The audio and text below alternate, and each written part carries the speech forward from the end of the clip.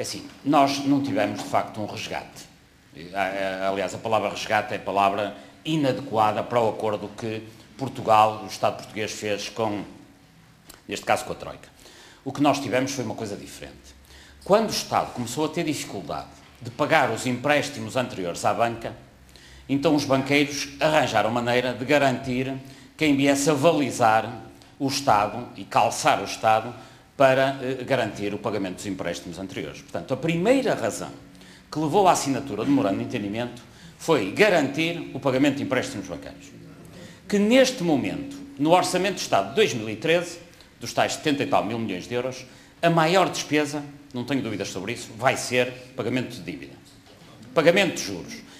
O Serviço Nacional de Saúde vai custar cerca de 8 mil milhões de euros e a dívida vai custar a mesma coisa. Só com uma diferença, é que a execução da dívida é certa, a execução do SNS não é. E, portanto, provavelmente, quando fizerem as contas, bom, mas eu dou de barato, é igual. Isto é um orçamento, obviamente, descompensado. Um resgate é outra coisa, como há noutros países e como já houve. Qual é o objetivo de um resgate? Imaginemos que nós temos um amigo que gastou o dinheiro todo no casino e vem-nos pedir dinheiro emprestado. Nós vamos emprestar dinheiro é pelo viver, não é para pagar ao casino.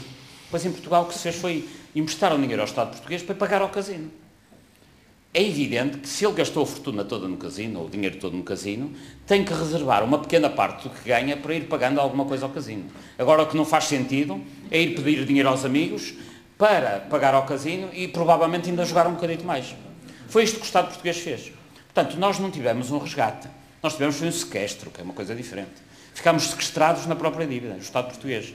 Ainda por cima, com a agravante, que no momento em que foi assinado o memorando de entendimento, assinaram-se 3 acordos portanto, o acordo de memorando de entendimento e 3 empréstimos, cujos contratos ninguém conhece. Mas há alguma coisa que se vai sabendo. E, por exemplo, que a parte que foi contratualizada com o FMI, com o Fundo Monetário Internacional, nem sequer foi em euros, foi num pacote chamado SDRs, para quem está dentro do assunto, que são euros, libras, dólares, ienes, e que tiveram esta pequena particularidade, com a flutuação cambial, desde maio do ano passado até setembro, até agora, até outubro deste ano, já foram ao ar, da flutuação cambial, 2 mil milhões de euros. Portanto, o empréstimo já não é de 78 mil milhões, é de 80 mil milhões. E andam eles a brincar com a vida dos portugueses. Por isso, é muito importante que esta situação de pagamento de juros da dívida, assim, enquanto os governos tiverem como primeira preocupação pagar esta primeira despesa do Estado, que é a dívida pública, não vamos a lado nenhum, até porque havia muitas formas de resolver o problema. Tem que haver vontade e, obviamente, enquanto os governos, este, o anterior e o anterior, e o anterior, e o anterior também, estiverem reféns do poder do Grupo Espírito Santo, do Grupo Melo, do Grupo Mota, etc., não há hipótese, porque é evidente que, no fundo, se é a raposa que está a guardar a capoeira, não vai criar grandes medidas de segurança para as galinhas. Este é que é o problema. E por isso, volto à questão que falei no início, enquanto não houver vontade de afrontar estes grupos poderosos, estamos a falar de dívida, muita dela foi paga a juros enormes de empréstimos anteriores, mesmo neste momento a taxa de juro é mais elevada do que devia ser, a taxa ponderada dos empréstimos contratualizados agora é 3,6 qualquer coisa, quando, se o governo português lançasse empréstimos internos com certificados de aforro, como houve em tempo, podia estar a pagar 2,5. E agora digam-me, qual é a razão que leva um primeiro-ministro, um ministro das Finanças, se pode lançar uma parte da dívida a 2,5%, opta por pagá-la a 3,6%, já sem falar daquela que está a ser paga a 6%, não é? Já sem falar dessa. Que razão é que é isso? Qual é o motivo divino, ponderoso, que faz com que eu, que se posso pagar a 2,5%, pago a 3,6%? E pago outra parte a 7%. Porque ele está refém, ele o Governo, ele o Ministério das Finanças, ele o Poder Político, refém dos indivíduos que de facto emprestaram a 6%, muito do qual foram buscar 1,5% ao Banco Central Europeu, e dos que emprestaram a 3,6%.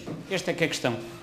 E enquanto não houver de facto, e com a agravante, como sabem, cada vez que alguém diz há que renegociar a dívida, tem que se pagar, claro que tem que se pagar, onde é que está o problema?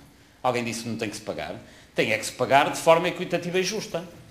E tem que se pagar uma parte, porque eu recordo, por exemplo, o Equador, houve uma componente da dívida que era a chamada dívida odiosa, não vou agora aqui perder tempo com isso, que é toda aquela dívida que não foi devidamente investida no Estado português nem sequer se deve pagar. Aqueles que ganharam com isso que a paguem se quiserem.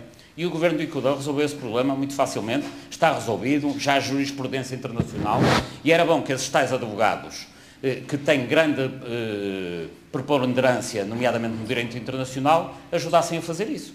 Há aí um escritório que é conhecidíssimo pela sua capacidade na área do direito internacional, que é o Quatro Casas, que era do professor André Gonçalves Pereira. Agora é evidente que não são os sócios que lá estão, como é o caso do António Vitorino, como é o caso do Paulo Rangel, etc., que vão resolver o problema, como é evidente. Arranjem advogados que defendam o Estado português e não advogados que se utilizem do Estado português. Esta é que é a questão.